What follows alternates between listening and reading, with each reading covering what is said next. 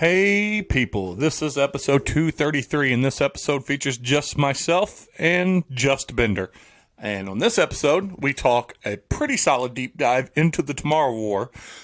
And just so you know, spoilers, lots and lots of spoilers.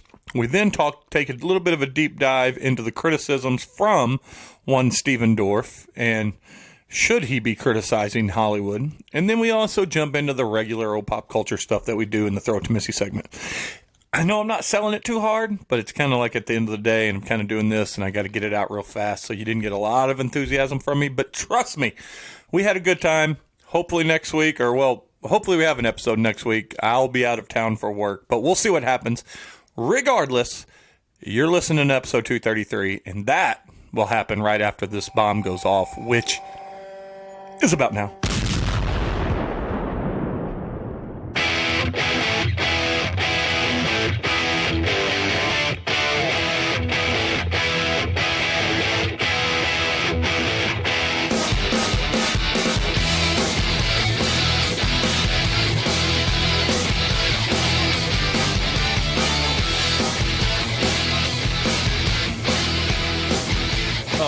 Oh, 1994? Yeah, it's like an 18. It's a 2-hour movie, too, is the problem. Yeah, but they're releasing one every Friday for Yeah. the next 3 weeks. Yeah, and me and Missy went to sit down and watch it later last night, thinking, oh, we'll watch one more 45-minute to an hour show, and then she's like, 2 hours? Yeah. Fuck no. I almost didn't watch the Tomorrow War because it was like 2.5 hours. Well, that said, we are back. And this episode is episode 233 for one. I don't think we've said that in a long time. I always do it on the intro. But this episode does not feature Bombcast J. It does not feature the flop. We might see a Silver Badger, not next week, but the week after. Which is crazy because I don't think I'll be here that week. It sucks. And I'm gone next week. So all it is just me and Bender. It's just me. It's like episode 1 and 1B all over again. Yeah.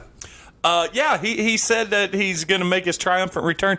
Well, he said the week of the 19th. Yeah, so that's 2 weeks. 2 weeks from today.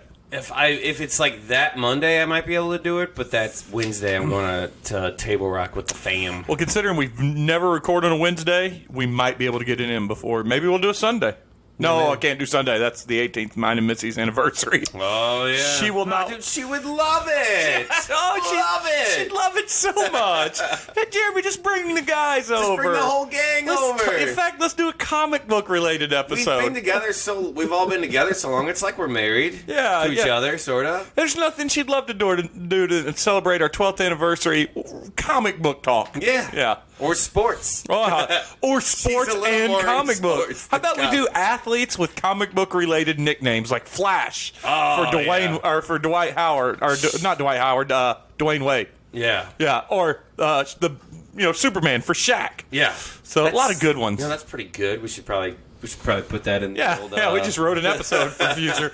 But this episode though is a day we recorded a day after a 3-day holiday weekend with this past Sunday. As we said here, it's a Tuesday, but this past Sunday was the 4th of July. Now, we did spend Saturday together for Missy's birthday, her 44th birthday. Threw some axes. We did throw axes. Then we threw some bocce ball. Then did that too. Then where my neighbor got really intense about it and also cost us the game all at the same time. But blame me the whole time. Oh yeah, he did nothing wrong. Yeah, and then Sunday was the 4th of July. So you said you guys didn't do much, but how was it overall, the old 4th of July? It was pretty good. Nobody lost a finger or an eye, so I consider that a win.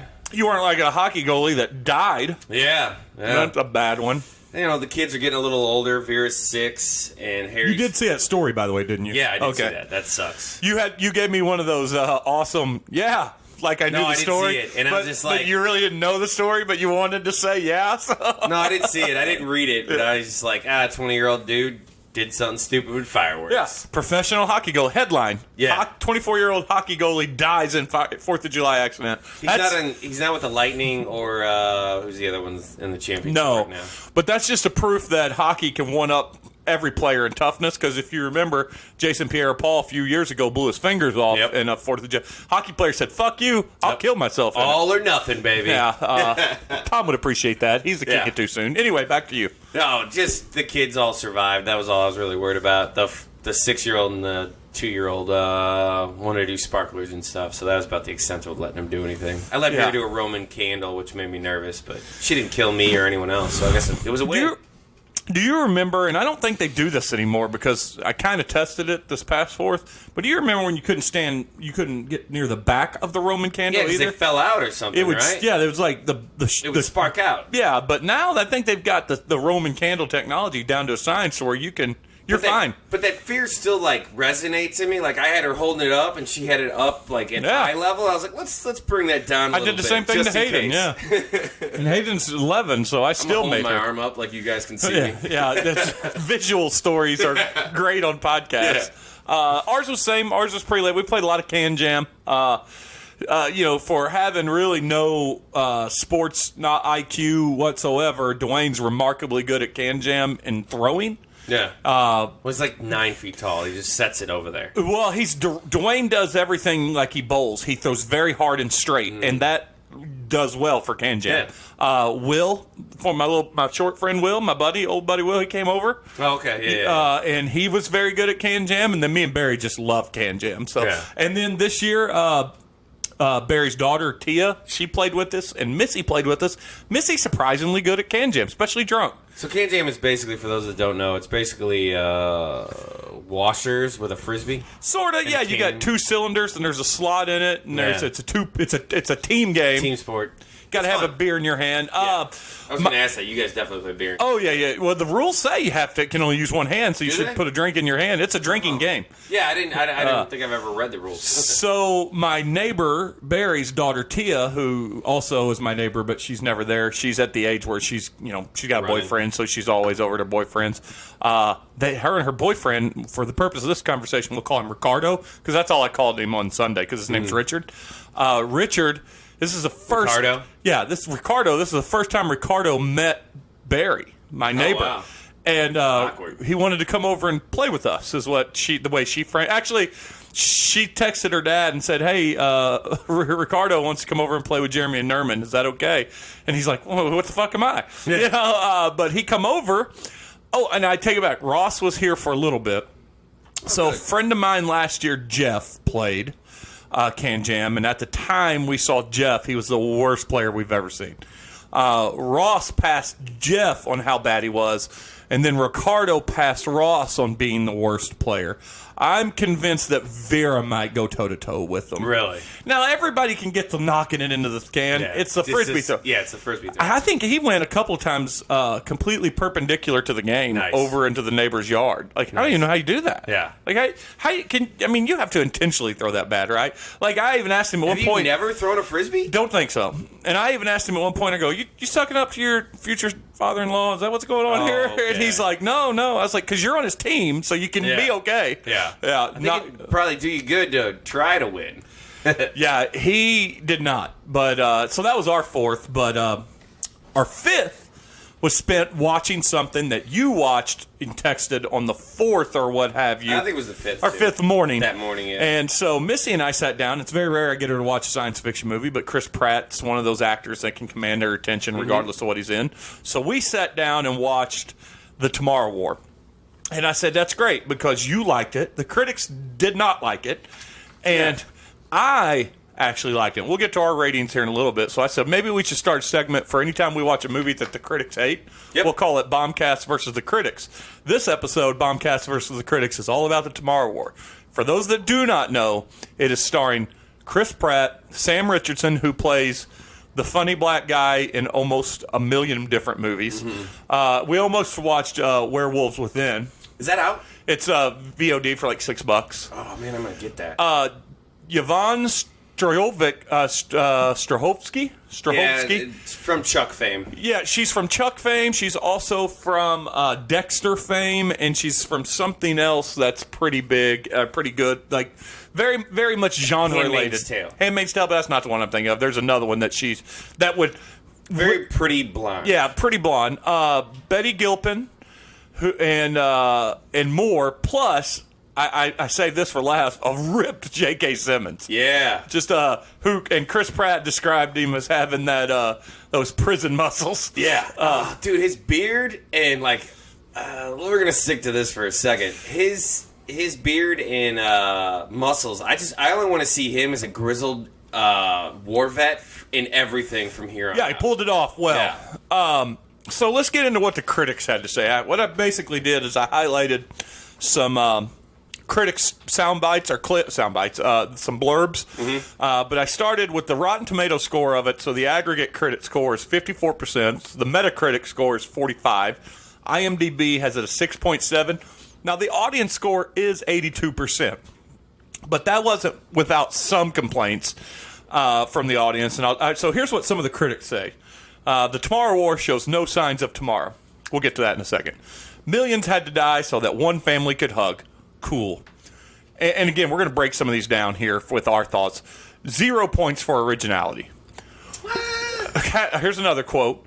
What's depressing is that the director, Chris McKay, is a skilled satirist who, in previous outings, gleefully pilloried the very same tired and overdone genre conventions that he presents here as straight-faced storytelling. Here's another one. The major point seems to be action piled on more action, all revolving around the premise that tramples credibility at nearly every turn. Now, that was just 5 of them I picked, and I do go at those 5 here in a second. But here was Twitter, some of the general consensus from Twitter, from the fans. Mm-hmm. Third act is basically an Aliens movie. Yeah.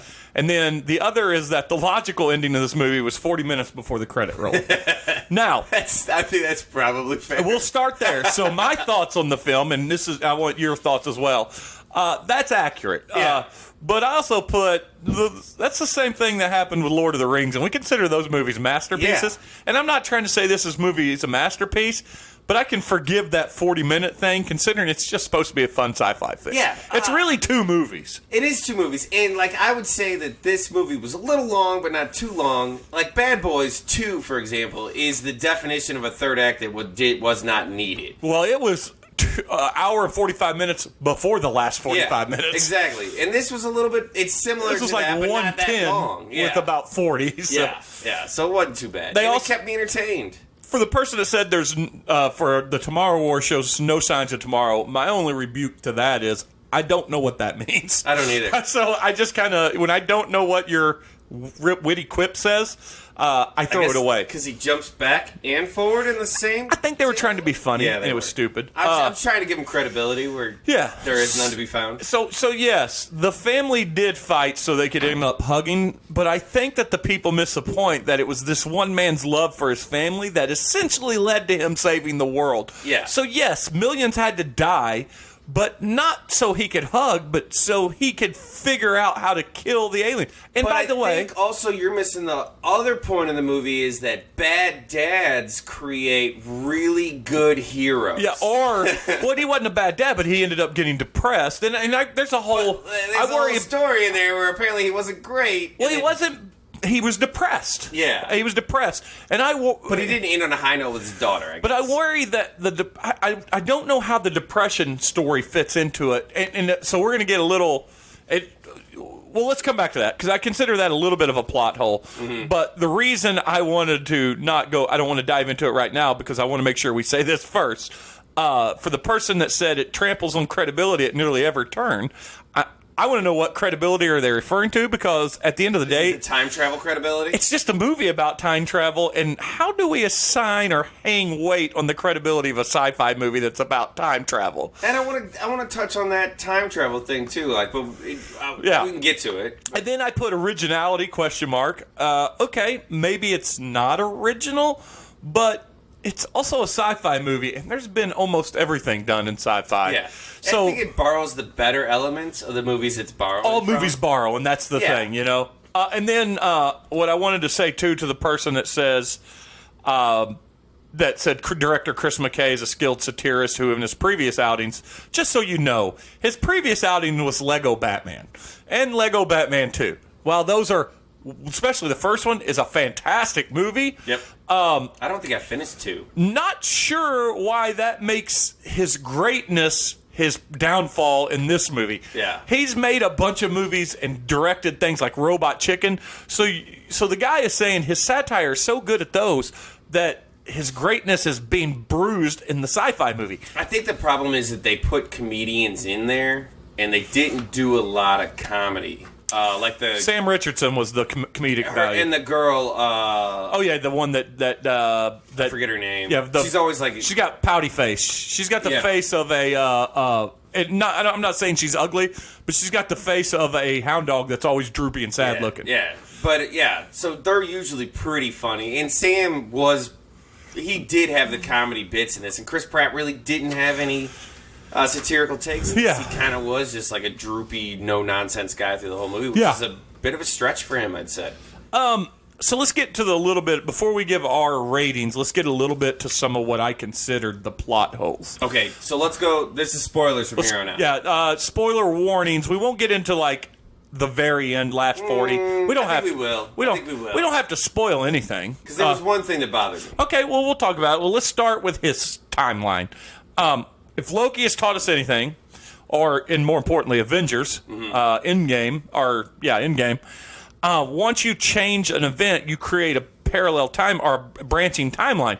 Now, this timeline, no matter what, still happened, but now there's a new timeline from where those points diverge, in theory. Yeah. So this one, that's why you don't fizzle out when you go back and change something, so to speak. You know what I mean? You can't fizzle out because nobody can go forward in time that isn't already dead in that timeline. Well, in this movie, Yes. in this movie. But I mean, like for instance, Yeah, I know what you're saying. But what I wanted to say is that so she, being the Colonel, and this is a spoiler, so the Yeah. Colonel, she knew him to be a dad that got depressed and disappeared, but he survived regardless. Did he go back in time and?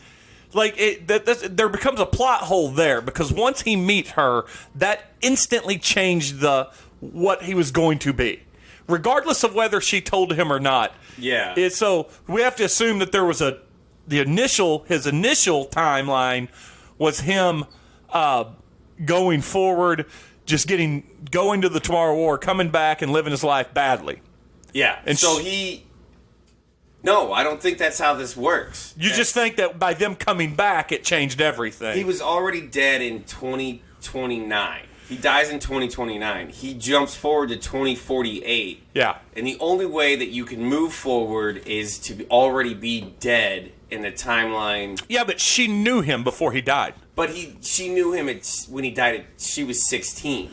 Yeah, so she had 7 years with him. Yes. Yeah, so that's what I'm saying.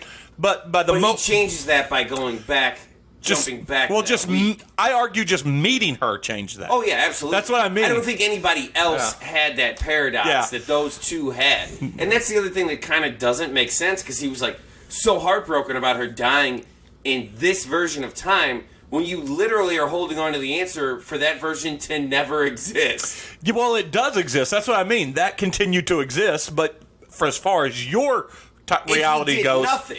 No, as far as his reality goes, like I said, that branch continues but there's a branch off where his goes. Yeah. So those people are all dead. But her whole point in sending him back was to stop it. Was to stop that particular timeline. Well, but she can't remember. We're using comic book logic here. Yeah. She can't stop what happened. But what she can do is he can go back in time and from that point prevent that for that different for that branch of their reality, which he does. But there's another problem I have. I don't think we're doing paradoxical universes in this one, though. I think it's just... Well, we don't know, because we're also talking about really cool-looking mean aliens. Yeah, those aliens were fucking pretty awesome. Here's another point I want to make about this, too, and I'm not going to diverge off into this movie that I give a 2 out of 5 to, but there's one on Netflix right now called The Ice Road. Mm-hmm. The special effects in it are the worst special effects. I'm out if they're that bad. Well, and they really don't have a lot. It's just the very beginning when the trucks are getting blown around and explosion, and it's bad. Mm-hmm. You're like, oh boy, something. So what happened is, I can only surmise what happened in this film, is that it was being made for the theater, and then they realized, well, this movie, I mean, not that Lawrence Fishburne and Liam Neeson are bad actors. In fact, they're great. You watched this? Yeah, I just saw it. In fact, they're really great actors. Have done really great jobs throughout their career. But I don't think they're the kind of actors that we can hold out and really put this movie into theaters. Yeah. Let's just release it, just finish it up, whatever you can do. Don't spend a lot of money and give it to Netflix. I think that's what happened. Mm-hmm. But this, for Amazon Prime, had incredibly good special effects. I think it was almost all the way done before the pandemic. Yeah.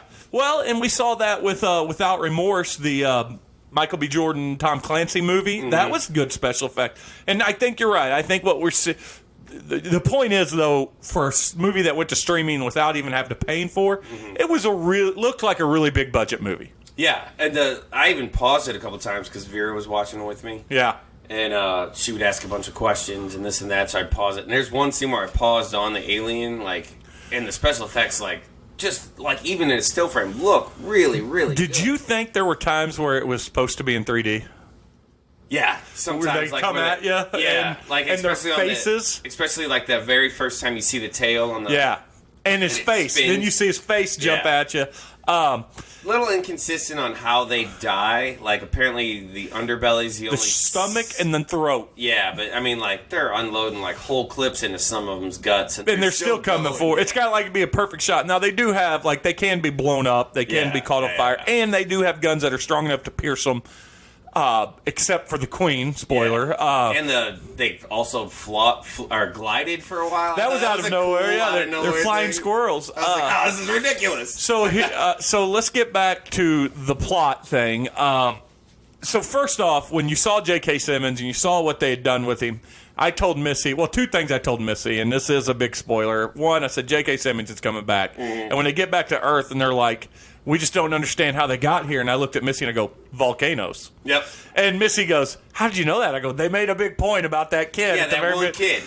They get all these expert scientists, and I think it's stupid, but it was kind of fun. They're like, I know a guy, and it's some 11th grader in high school. They don't go to a scientist. So my other problem with the plot is he comes back in time, and the military is essentially at this point being at least if not ran, supervised by these future people. Mm-hmm. And they know he's the son of the colonel, and he knows he has the serum, but no one will listen to him still. Yeah. It's like they took the parts of Terminator 2 where they go back in time and everybody, the one guy knows everything, except they sent everybody else back instead of one person. And they're like, oh, ignore that guy, we're also going to send back later. They reversed Terminator 2 in a dumb way there. So one, we should have.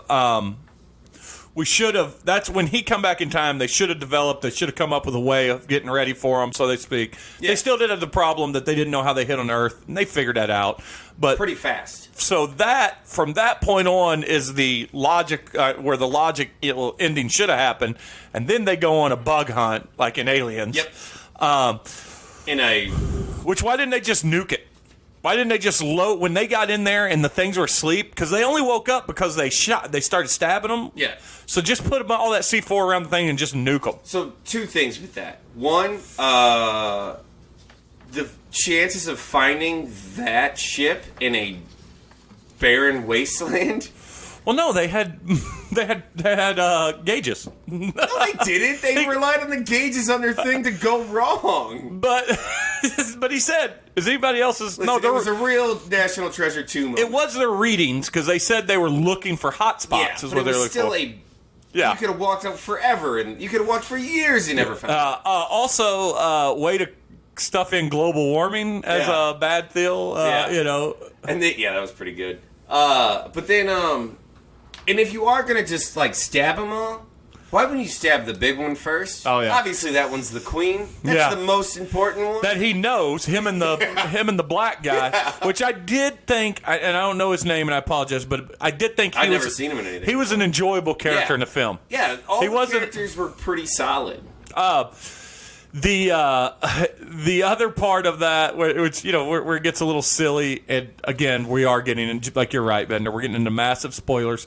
How he ended up beating the Queen, also a little silly. So I have no problem with him hitting her with a snowmobile. You have a problem with him jumping on her back. You can't pull the same move twice in 5 minutes in a movie? Yeah. Come on. That one was a little silly. I did he stabbed her in the...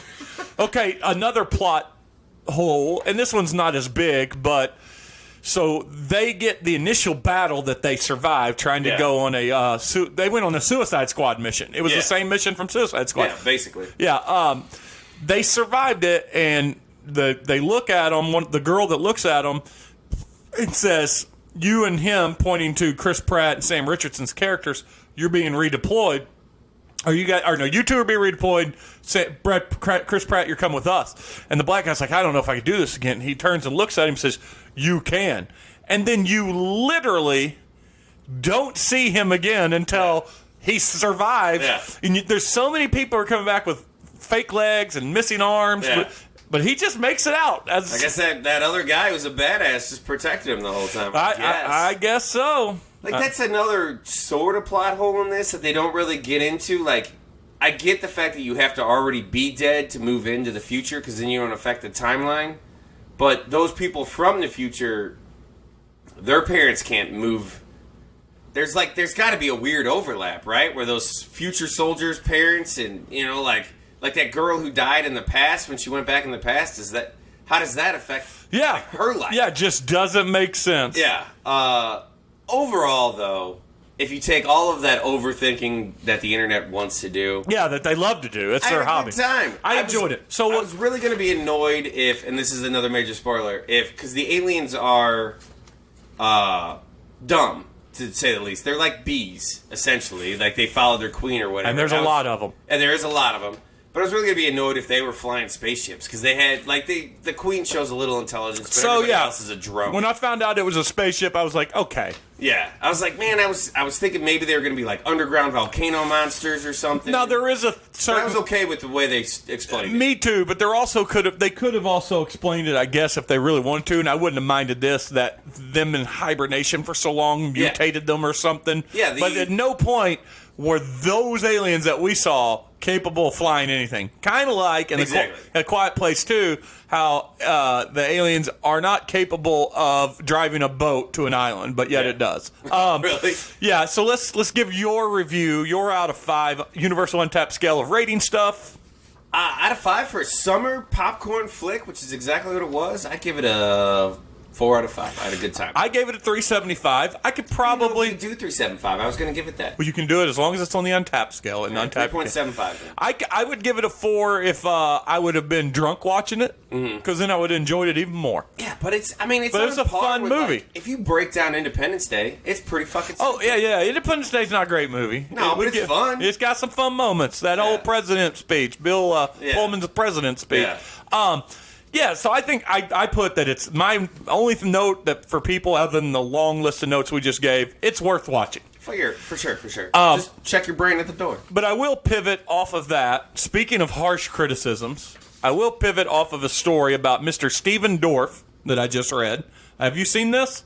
I did see this, and I didn't understand it. So here's what he said. This is criticism that come from inside the Hollywood circle. Steven Dorff, he goes hard at the MCU and at ScarJo herself, but he tries to make it seem like he's not really mad at her. But here's what he said.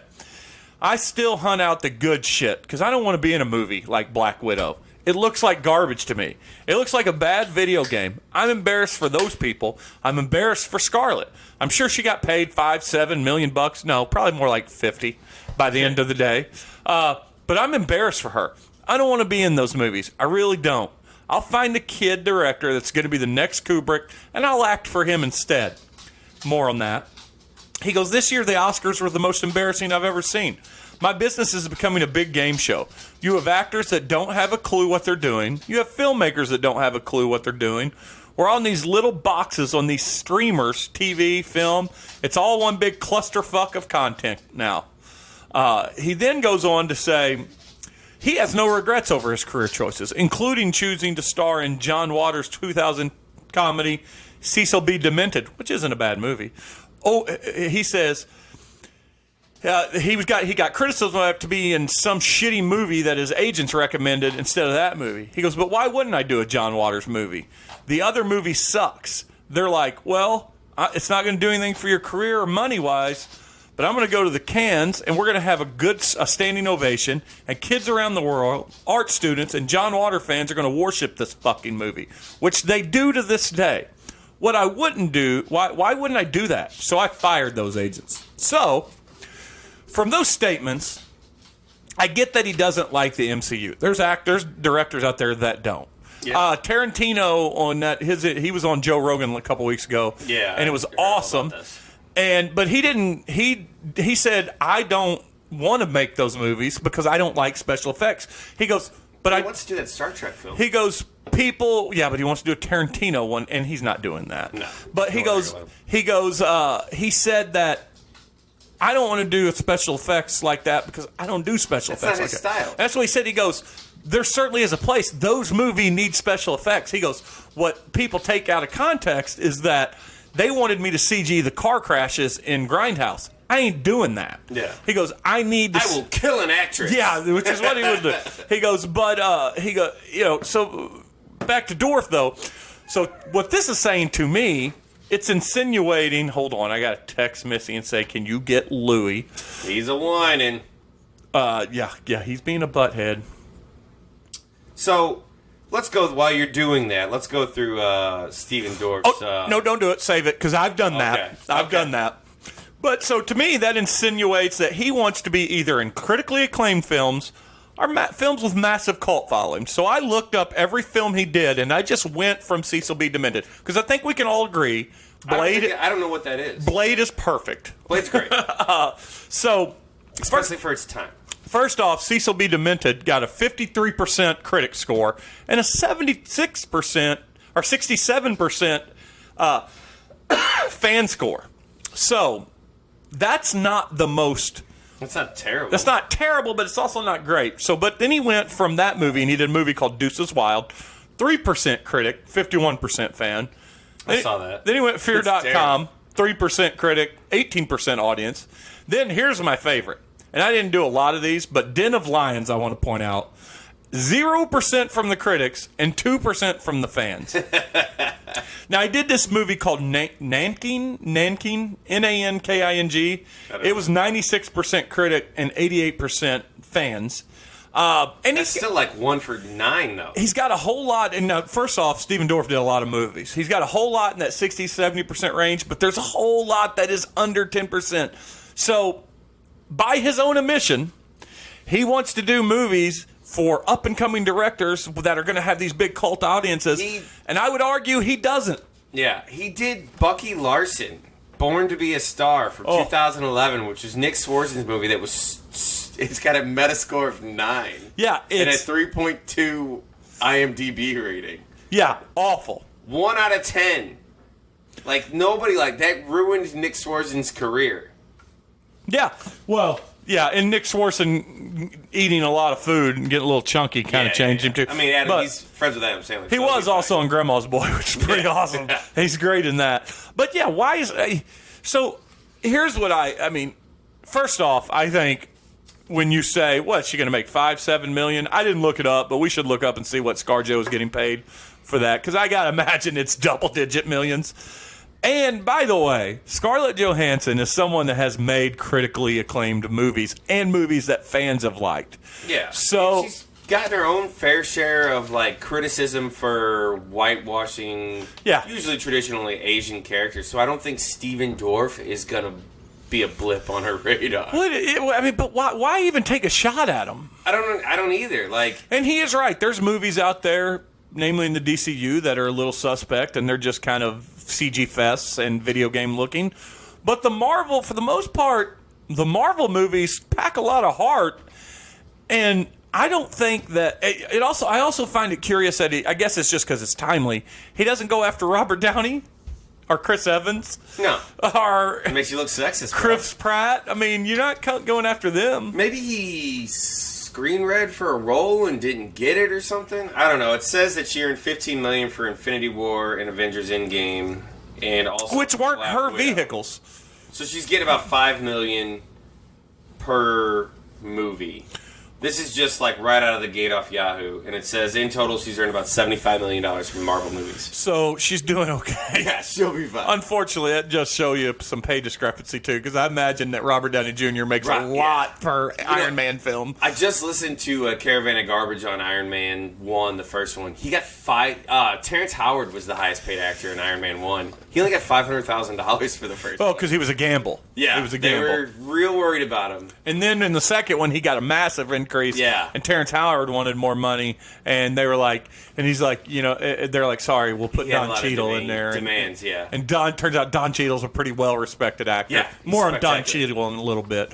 I think I hear Martin Scorsese. He didn't go at him, but he's like, they're not my cup of tea. Again, that's his. He doesn't do that type of film. Yeah, and there's some other people that have said they don't like him. To all those people, I'm like, here's the only criticism of not the MCU, but I think to the studios about movies like the MCU. They have so wrapped up the cost of making a movie into marketing and publicity makes that it impossible. You have to make these movies in order to make profits in the box office. Yep. And that has hurt low budget and very independent film. I mean, it's driven the price of movie tickets and everything up. And like, I don't want to pay $15 a ticket or $8 or whatever it is to go see like romantic comedy as much as I would rather do that and see a blockbuster. I will say this, something that was said in the Tarantino film, or the interview too, because Joe Rogan said, I was watching Superbad last week, and I was just talking about it on another podcast, and he goes, that movie's fucking great. He goes, and you couldn't make that today. And Tarantino goes, why couldn't you? And he's like, people say that about a lot of stuff. He goes, they wouldn't let you make that movie. He goes, they tried to tell me not to hire Travolta. They tried to tell me to remove the ear-cutting scene from Reservoir Dogs, and they can all go fuck themselves. And Joe said, well, you can say that because you're Quentin Tarantino. And he goes, I would argue that I'm Tarantino because I've said that over the years. He goes, it's not even a cyclical thing. He goes, because trust me, I lived through the 80s. He goes, the 80s were as PC and in some cases worse. We made the most fluffy movies in the 80s. He goes, there were some breakthroughs. He goes, but when I set out to make Reservoir Dogs, I said, hey, I want to make one of those dirty 70 movies. And that's what I did. And he goes, here's the big secret on making what you want. Even if it drops the N-word as much as I have in my movies, even if you get criticism like Daisy Dormeru being beat up and that's demeaning to women, he goes, if the movie's good enough, the praise will far outweigh the criticism. Well, Seth Rogen said similar things. Like, he came out, somebody asked him about making movies now or any regrets. He goes, I don't regret anything that I've done. He goes, are some of my jokes that I made back in the early 2000s tasteless now? Yeah, but it was a different time. Will I make those same jokes in these movies that I make now? No, not necessarily, but I don't. But I understand that we've grown as a society, and I'm not mad at anybody who takes offense, but I'm not going to apologize for something I did. And I got a feeling that if Seth Rogen makes a movie that's set in the early 2000s or late 90s, he's probably going to put those jokes in there because that's how you tell a story. Yeah. We can't. We do cross a weird line to when we start telling stories about points in history. Yeah. And leave out things that happened in that point, or leave out the way the culture was there. Well, I think that's kind of the whole argument in society as a whole now. If we're going to, not to get into politics, but there's one side that's like, we should really tell history how it really went. And there's another side that's like, I don't want to feel bad about all the things that we did that were great. Right. The other thing that he said too is he goes, I got flack for Once Upon a Time in Hollywood.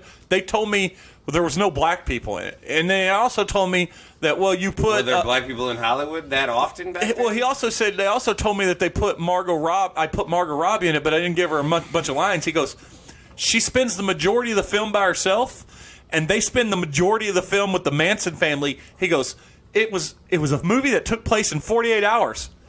He goes, I couldn't. They said you also didn't touch on Vietnam. You had a character that was a Vietnam vet, and you didn't touch on it. He goes, because in 2 days out of these people's lives, they just didn't think to talk about it. Yeah. He goes, it's a story, people. That's not my favorite Tarantino film. It was fine. I mean, I love it. I think it's good. I don't know if I'll ever watch it again. I bet you if I did watch it again, I'd enjoy it a little bit more. Yeah. But the novelization just came out apparently. Yeah, and it's a little thicker. He wrote. It's thicker. He wrote it, and apparently Cliff Booth killed his wife, and that was a big question. And it's like he admits to it in the book. They allude to it in the movie. They allude to it in the movie. He's also now writing a book, and he's about to come out with his own podcast with Robert Rodriguez. Yeah, because he's got one more movie, and he was teasing it. He's saying he's done after 10 movies. Yeah, and then he wants to do like books. Yeah, and so his next book is comics and stuff. Is a historical look at Hollywood. Because he knows it, and then his podcast is called Video Archive, which was the name of the video store that he worked out. Mm-hmm. And each episode, he's going to take a movie that he loved from the 70s, and they're going to break it down. That's awesome. And it's going to be great, because he has an enthusiasm. I don't know, man. Like 70s is like that. What's that like that time point where you just can't go back with a. There's a distinct cutoff between 80s films and 70s films, and I have a tough time watching. Well, 70s films were really gritty. Yeah. Really dirty. Like, they were a lot more of what his movies are today and stuff, but I get what he's going to do. And he said, there's a chance I'll dip into the 80s. He goes, there were some great movies in the 80s, Yeah, the 80s were the prime time for dumb college joke movies. And let's go ahead and spin into Throw It to Missy, because I'm sure you got some stuff for that. And let's start with... You really are putting a lot of pressure on me, bro. Well, if you don't, I still have Just some kidding. stuff. But let's start with... 80s and great things in the 80s. It's hard to argue that The Goonies wasn't great. Yeah. It's hard to argue that Lethal Weapon wasn't great. Was Lethal Weapon in the 80s, or was that really It was 80s. It was, really? And even Superman, the Superman 1, Superman 2, which should have been Superman 2. All those things have one thing in common, and that's Richard Donner, who passed away this past week. That sucks. That's a big one, man. It is a big one. He was like, at one time, the name. Yeah. As much as Spielberg was. It was like, let's get Donner or Spielberg to make it. It'll make a buku bucks. There's and I talk about these guys all the time, but they do a deep dive into Superman 1, 2, and 3. Now, have you ever watched the Donner cut of 2? No. Because, he didn't... Yeah, he wasn't allowed to fit. The Donner cut's awesome, yeah. I've got the Blu-ray. They do the deep dive into all these movies and like the different stories and everything. It's interesting. It's worth like how little money Christopher Reeves made from those movies. Yeah. How he did not make enough money for Good Horse Lessons. No, too soon. But no, he did not. Or the fact that I think they let him write one of them, and I think it was the third one, which was really with bad. Richard Pryor. Yeah, I think so. No. People say it's really bad. It's not necessarily a great Superman movie, but it's a fucking entertaining movie. Yeah, but apparently it's like Pryor. The bizarro version of a Superman movie. I don't remember much of any of them, to be honest with you. I was very young. But Lethal Weapon was my wheelhouse growing up. Yeah. Well, I mean, Lethal Weapon defined buddy cop. Yeah. I mean, it was the reluctant partnership. And Danny Glover even tweeted out, or I don't know if he tweets or not, somebody or but tweeted for him, sound bites. Said that he said it's a sad day for movie making. He goes, Richard Donner was responsible for Lethal Weapon even being conceived, and he goes, and that in my professional career stands as the single thing I'm the most proud of is being in those movies with Mel Gibson. And I would argue that he's probably the most famous from those. Yeah, he was in The Color Purple, and he was in a lot of movies. He did a lot of dramas, but that was like it, man. That was like his. Magnus Opus. I'm too old for this. Yeah, like you're not getting like a real. That was his. I'll be back. Yeah. But it was great. It's sad that Richard Donner's gone. That does suck. But did you bring anything before I go to my next? Did you ever watch the movie Don't Breathe? Yes, and we loved it. And the trailer for the second one looks awesome. Okay, I watched Don't Breathe, and I watched the trailer for the second one, and I was like. I feel like, and this is a spoiler, so if you haven't watched it, you want to watch both go check them out. Check them out, and then come back and listen to this. By the end of Don't Breathe, the whole movie turns, and like he's like this war hero, blind guy who's taking out these hoodlums who are stealing from his house, to a real fucking creepster who has got a woman in his basement that he's inseminating, who turned out to be the lady who hit his daughter and killed her. She might have been drunk. I don't remember. Yeah. Doesn't matter. It had a real creepy vibe, which I was fine with. But now they're doing a second one, and he's raising a little. It's just weird. Well, I don't know. He's not raising the girl. He's taking care of her. Taking care of her because remember he puts on a good front. And the way I look at it is, it was his chance of trying to redeem himself because no one really knows what happened. Exactly. But then this gang who know the people that he killed. Is that the synopsis? They're coming hunting him, and they're baiting him. I don't like that. Like, I think the action's going to be fun, but I just liked how creepy and weird, and like the spin at the end of the first one was very original. Well, there's a point in the movie where he's telling the little girl, one of the bad guy, quote unquote bad guys, goes, I guess, go ahead, tell him who you really are. Oh yeah, and so, I do remember that now. So he's probably gonna be a bad guy again. Like, I gave it a good effort. Yeah, now I gotta kill some people. I had to reread the synopsis after I watched it because I was like, I'm in, but I'm like, something in the back of my head is saying like he wasn't great. Yeah, he was not a good guy. Yeah, he was not a good guy. Oh, this is kind of a dark, twisted ending. Well, speaking of movies, I watched another movie called No Sudden Moves.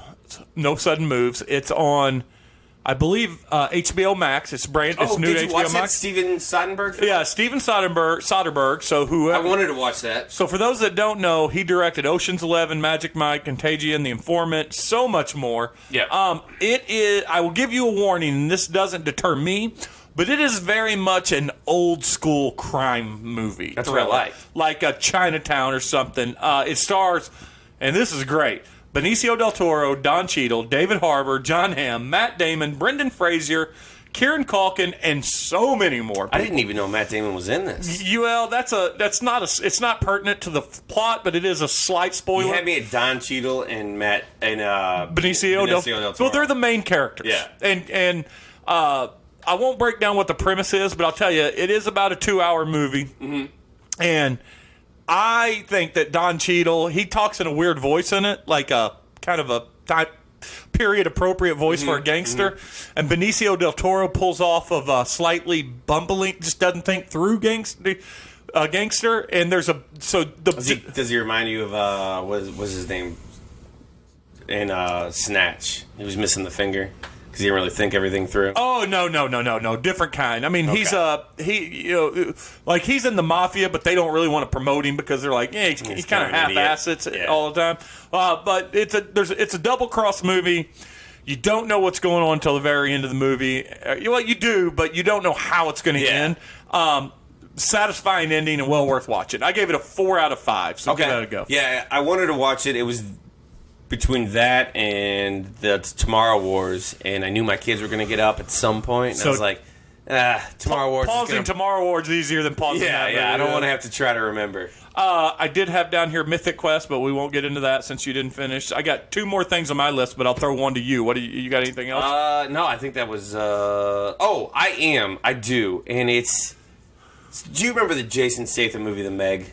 Oh, Meg, yeah. Okay, they're Steve Alton books, and they're right. I think there's like 9 of them or something. Yeah, I didn't know that. I knew Meg was a big book at one time. Yeah, so he wrote Meg, and then there was like then he wrote a sequel which has to deal with other things, and then he wrote like a bunch of new ones, I guess. And this one's fairly new, realistic. Within like the last 10 years, this the third one technically, called Meg Primal Waters, and I'm listening to it.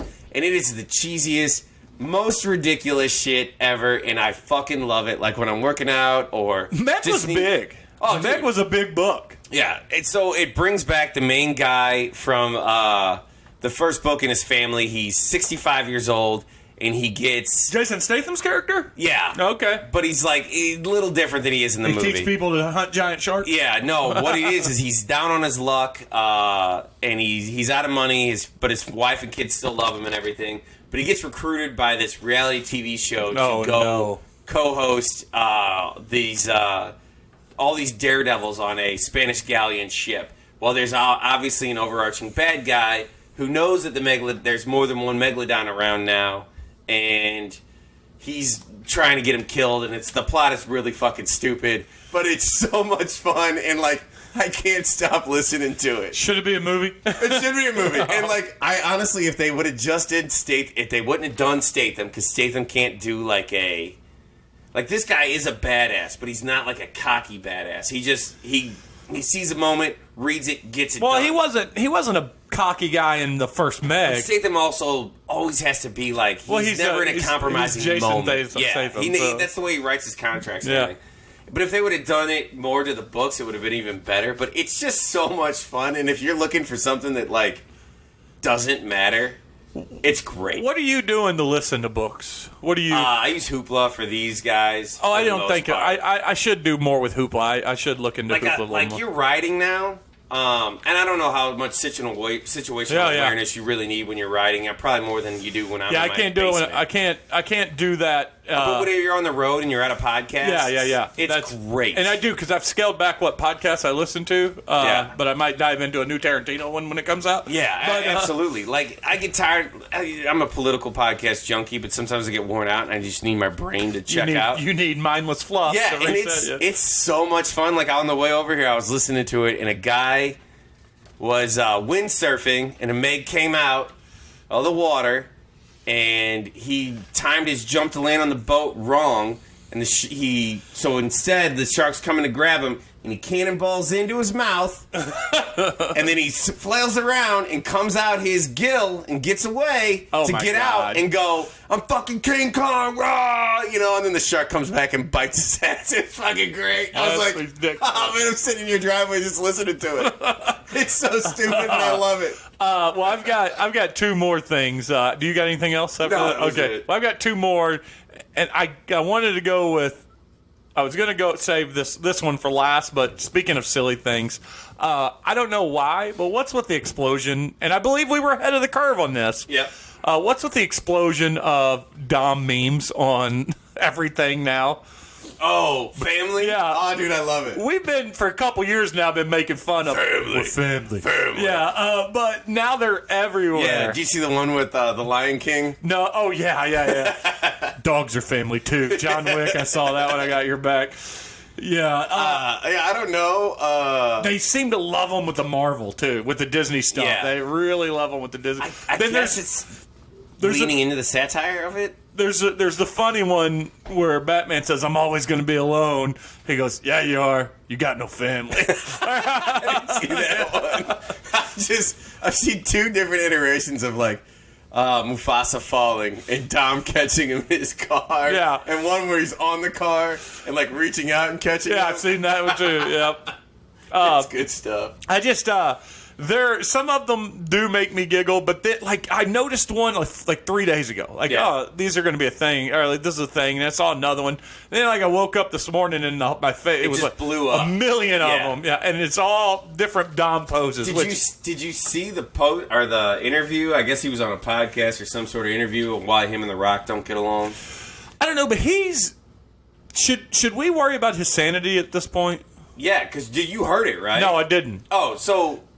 Well, first off, in the movie, they make him look like they're the same size. Yeah, and The Rock's bigger than him. Yeah, by like a foot. It's enough that it's noticeable. Yeah. But then he said that they didn't get along in Fast 7 or 8, whichever one they're in together. Yeah, the 8. The last one. The last one was 7, I think. They were in 2 together. Yeah, whatever. Yeah. Either way, the first one that he didn't really get along with him in is because he said that he wasn't leaning into the character, and he said, these are my heart and soul, and I got to push an actor to get. And I'm paraphrasing. It was more ridiculous and stupid, and I don't remember it. But it's ridiculous, even the way you're saying it. Like, you wrote these characters with your heart and soul, and he wasn't getting the emotional core. Yeah, he of wasn't the character. getting and he wasn't coming into of it. Hobbs. Of Hobbs, the guy who ripped his own cast off to go back to fight. Yeah, and that's 8. Whatever that one. Yeah, and that then one's 8. Chases him around when they're driving a safe in Brazil, whichever one that one That's is. the one where he's hunting him in 7. Yeah. Is that 7? I thought might even be 6. I don't even know. So he started by hunting him, and then they realized they needed him. Everybody always becomes every bad guy becomes a good guy. Yeah. It's something like Charlize Theron has. I think what's his name? Well, no, Charlize Theron did not become a good guy. She's the bad guy, the big bad. Is she? Yeah, she's the I big. thought she was a good guy. I'm like, no, she was controlling him in 8, right? Yeah, she's the big bad. In fact, she's the one that gets in this one 9. His brother, who's John Cena. John Cena, yeah. So, have you read all the critics? I mean, I'm gonna watch. So and I love my friend. No, not yet. No, I'll watch it. But my friend Aaron AC, been on the show. Him and Dusty are massive fans of these movies, and he said, just so you know, I'm coming from the standpoint of this. I love this franchise. Even Hobbs and Shaw. He goes, but this one I could do without. Well, for one, they're in space in one Yeah. point of the movie. I mean, there's just so much. He goes, the problem with this one, and I'm laughing at what you said, is he goes, because it lacked the emotional center, the heart of the other ones. I'm like, what movie are people watching that I don't watch? These are the most ridiculous movies. Like, the first one was fine. Like, it was Point Break. With Yeah, with cars. Yeah, absolutely. And that is fine. And then it got crazier and crazier and crazier. And I would even say Tokyo Drift is pretty decent. It's as better than people all around movie. The problem with for Tokyo Drift that it's the witching hour of the franchise. It had nothing to do with Hobbs and except I'm not sorry Hobbs, but Dom and whatever Chris Walker. What's his name? Paul Walker's name in it is Chris. I think, no, Chris? it's Michael. No, you're way off. Well, somebody will yell at us. Brian. Yeah, it was Brian. Yeah, because we got to call Brian. No. Yeah. Brian's got a family. Even though now I have a family. Now this family's got to go take care. And I got to go do stuff even though I also have a family. And according to The Rock, he didn't like Vin Diesel because Vin Diesel shows up late for the set. Yeah. They have to hold out for him to start shooting sometimes. Fucking prima donna. He released a song that he did. I mean, come on. Yeah. He's lost his mind. He was a rapper before he was an actor, though. Not a good one. I didn't say he was good. I'm just saying he is. And this song he released is not a rap song. It's a song. He sings. Yeah. It came out in the early pandemic. Yeah, awful. And he had weird videos during the pandemic. He is big D&D fan though. He's a more famous version of David Hasselhoff. That's the career path that he's taken. The last thing I'll bring up real quick, and we don't have to get too deep in it. I did read DC's Death Metal this week. Really? It was better than Heavy Metal. But speaking same world. Direct sequel. Okay. The one thing I liked about it is it's the anti-crisis. That's what the point of the book is. They go back to undo everything the crisis has done by sucking the crisis energy from all the events that are powering Perpetua, and I don't want to get into it. It's very convoluted. I gave it a 3 out. I don't know if I told this, but No Sudden Move, I did get a 4 out of 5 too. If I did, yes, you did. You did. Okay, but Death Metal, I'll give a 3 out of 5. It's not a bad read. But, going back to the Fast and Furious franchise, this movie's a whole lot about hope, but I think what DC is missing in all these, they don't have any heart. None of these stories have heart anymore. There's nothing, the emotional point of these books are just lacking to me. And, this one, Wonder Woman's more of the big hero of the Trinity, but it's got moments that are fun, but it's got a whole lot of moments that are just like, oh, why can't they tell superheroes? Here's what I'm tired of.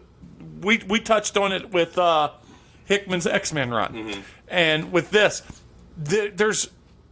I like a little bit of reality in my stories. Yeah. X-Men doesn't take place in reality anymore. Now it's on a planet world or it's in the fantasy world for X of Swords. It's like, what was cool about the X-Men to me is they were in the real world and having to deal with real issues. In every big DC event, someone has reshaped reality in their image, and they have to undo it. And so there's no stakes. All the people that are being murdered and killed and died, they just poof them right back into existence. Yeah, that was the best part of the X-Men or the Avengers is them trying to save. That's why I like Spider-Man, because he's the, not to veer off. Did you want to rate it? Did you already rate it? I put a 3 out of 5. Okay. Like the Nick Spencer's run on Spider-Man, I don't think every story hits home, but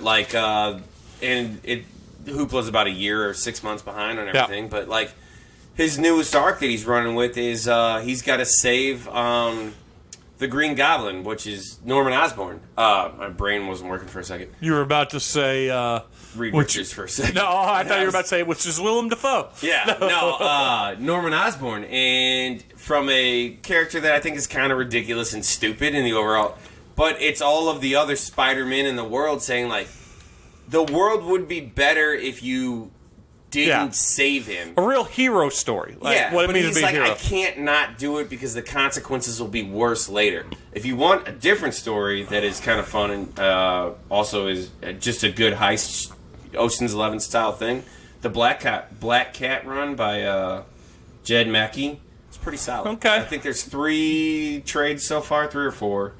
and it's fun. It's just a heist film or heist.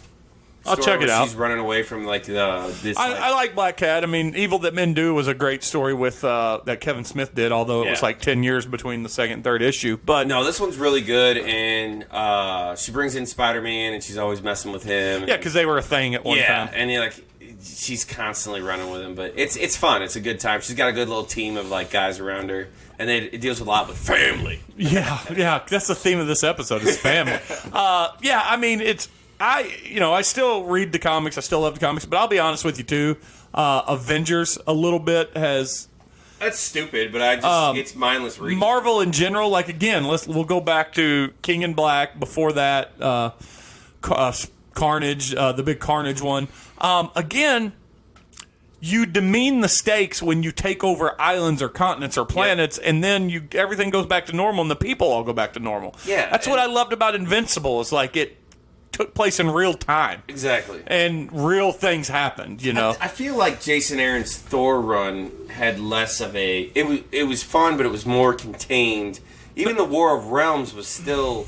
Again, though, they took over an entire island of Manhattan in War of the Realms. That is true. But I'll give Jason Aaron... I'll give him some leeway. Well, yes. He's doing the Avengers thing right Well, now. but, I mean, with Thor is a metaphysical person. He's an Asgardian, so you can go and do that stuff there, and you can do. Yeah. But like with the DC universe in particular, the two big events, like literally is reshaped by Perpetua, and then in this one, the big bad is both Perpetua and the Darkest Knight. Which, for those that don't know, the Darkest Knight is the Batman who laughs. Gets killed, but they take his brain and put it into Dr. Manhattan's body, and he becomes the Darkest Knight.